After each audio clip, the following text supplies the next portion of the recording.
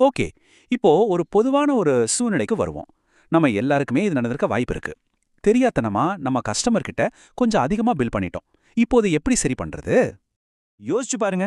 நீங்க அதிகமா சார்ஜ் பண்ணிட்டீங்க, இல்லனா கஸ்டமர் வாங்குன பொருள திருப்பி குடுத்துட்டாங்க, இல்ல உங்க சர்வீஸ்ல ஏதோ ஒரு குறை. இந்த மாரி நேரத்துல என்ன ஆகும்? இதுக்கு ஒரு முறையான தீர்வு வேணும் இல்லையா? அது என்னன்னு இப்ப பார்க்கலாம். அதுக்கு தான் நம்ம கிட்ட ஒரு அருமையான கருவி இருக்கு. அதான் கிரெடிட் நோட். நாம முன்னாடி கேட்ட எல்லா கேள்விகளுக்கும் இதுதான் அதிகாரப்பூர்வமான சட்ட ரீதியான பதில். அப்போ கிரெடிட் நோட்னா என்ன? ரொம்ப சிம்பிள்.